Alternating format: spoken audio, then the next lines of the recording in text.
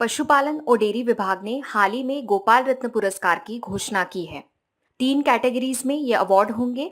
सबसे पहली कैटेगरी है देसी गाय और भैंसों का पालन करने वाले श्रेष्ठ पशुपालक। दूसरी कैटेगरी है कृत्रिम गर्भाधान करने वाले श्रेष्ठ टेक्नीशियन, जिन्हें एआई टेक्नीशियन या फिर एआई वर्कर भी कहा जाता है। और तीसरी कैटेगरी है श्रेष्ठ डेयरी कोऑपरेटिव सोसाइटी या दूध तथा किसान उत्पादन संगठन। आज हम इन पुरस्कारों के बारे में ही जानने वाले हैं। इन पुरस्कारों के लिए चुनाव कैसे किया जाएगा और अगर आपका चुनाव होता है तो इस अवार्ड का रूप क्या रहेगा।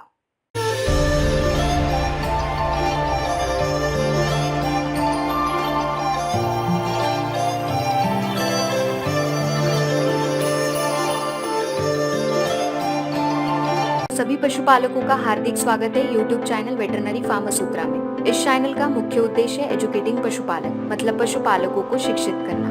ये चैनल वेटरनरी डॉक्टर्स द्वारा चलाया जाता है। इस चैनल को सब्सक्राइब करना ना भूलें और बेल आइकन को जरूर दबाएं ताकि जब भी हम नया वीडियो लेकर आए उसका नोटिफिकेशन आपको मिलना चाहिए।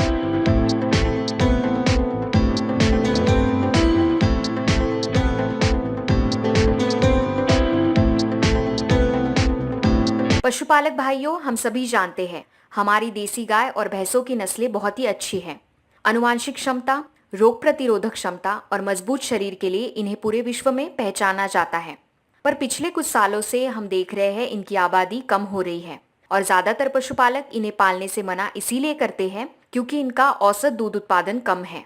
इस चीज को ध्यान में रखते हुए राष्ट्रीय गोकुल मिशन स्कीम को चलाया जा रहा है।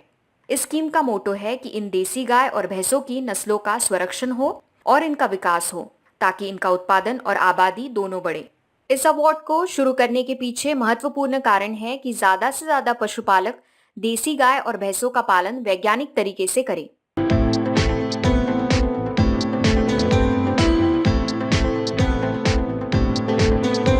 जो पशुपालक देसी गाय और भैंसों का पालन करते हैं वही पशुपालक इस अवार्ड के लिए चुने जाएंगे। राष्ट्रीय पशु अनुवांशिक संसाधन ब्यूरो में जिन नस्लों का रजिस्ट्रेशन हुआ है उन्हें ही देसी नस्ल माना जाएगा। इसमें 50 गाय और 17 भैंसों के नस्ल शामिल है। आपकी जानकारी के लिए ये नाम हम बताना चाहेंगे।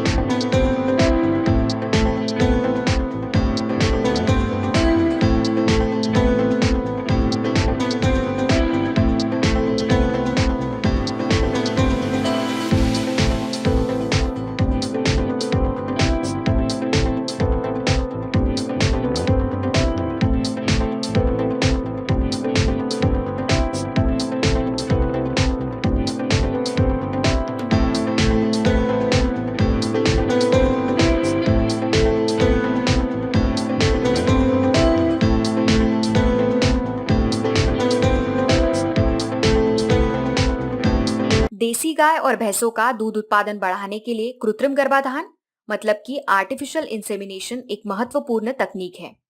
आर्टिफिशियल इंसेमिनेशन तकनीक के क्या फायदे हैं और हर पशुपालक इस तकनीक का उपयोग क्यों करे, इस विषय पर हमने वीडियो बनाया है, उसे देखना ना भूलें। 20वीं पशुधन जनगणना के अनुसार भारत में गाय और भैंसों की आबादी 3020 लाख है। मतलब कि आबादी तो अच्छी खासी है पर इनका औसत दूध उत्पादन 5 लीटर प्रतिदिन है और यही चीज पशुपालकों के लिए चिंताजनक है। कृत्रिम गर्भाधान एक ऐसी महत्वपूर्ण तकनीक है जो दूध उत्पादन को बढ़ा सकती है और इसीलिए कृत्रिम गर्भाधान करने वाले टेक्नीशियन एक महत्वपूर्ण भूमिका निभा रहे हैं।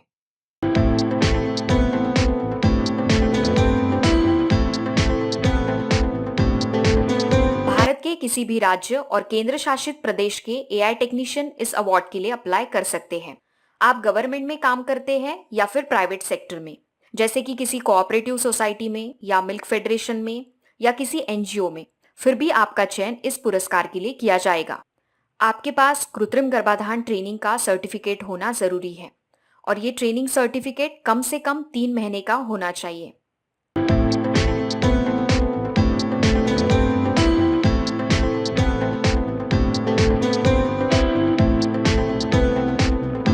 भारत में 1.86 लाख डेयरी कोऑपरेटिव सोसाइटीज और दूध तथा किसान उत्पादन संगठन हैं। इन सोसाइटीज और उत्पादन संगठनों की वजह से लगभग 2 करोड़ किसानों को रोजगार मिलता है, उनके उत्पाद को मार्केट मिलता है। जिन पशुपालकों को नहीं पता है उनके लिए बताना चाहेंगे, किसान उत्पादन संगठन क्या होता है, इस विषय पर हमने एक सेपरेट वीडियो बनाया है, उसे देखना ना भूलें। लिंक नीचे डिस्क्रिप्शन बॉक्स में दे रहे हैं।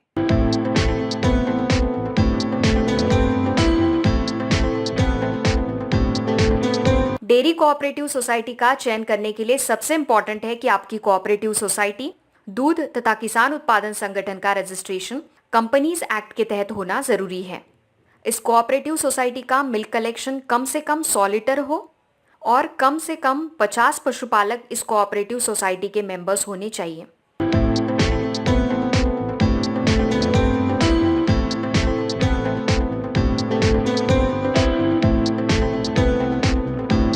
हर कैटेगरी में 3 अवार्ड दिए जाएंगे। पहली रैंक के लिए 5 लाख रकम, सर्टिफिकेट और स्मृति चिन्ह दिया जाएगा। दूसरी रैंक के लिए 3 लाख रकम, सर्टिफिकेट और स्मृति चिन्ह दिया जाएगा और तीसरी रैंक के लिए 2 लाख रकम, सर्टिफिकेट और स्मृति चिन्ह दिया जाएगा।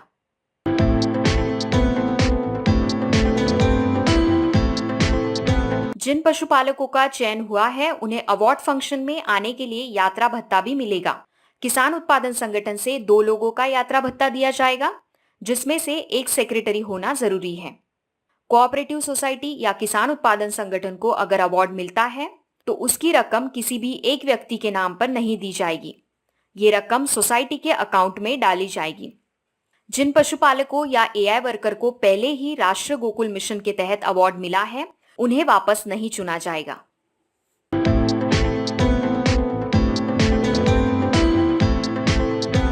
पंद्रह जुलाई 2021 से लेकर 15 सितंबर 2021 तक आप इन पुरस्कारों के लिए अप्लाई कर सकते हैं। अप्लाई कैसे करना है, कौन सी वेबसाइट है, ये सब जानने के लिए हमें कमेंट बॉक्स में बताएं। हम इस विषय पर डिटेल वीडियो बनाएंगे। 31 अक्टूबर 2021 को गोपाल रत्न पुरस्कार के 9 विजेताओं के नाम अनाउंस किए जाएंगे। 26 नवंबर 2021 राष्ट्रीय दूध दिवस के अवसर पर इन विजेताओं को पुरस्कार प्रदान किए जाएंगे।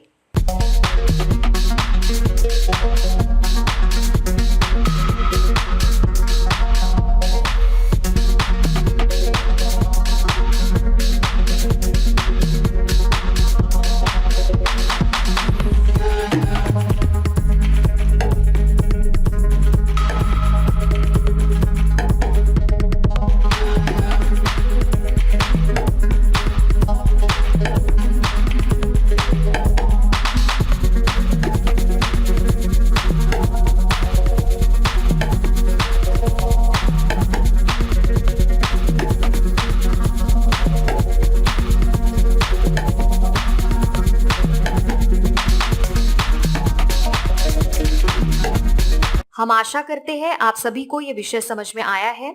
अगर आपको इस विषय से संबंधित या पशुपालन से संबंधित कुछ भी सवाल है तो हमें कमेंट बॉक्स में जरूर पूछें।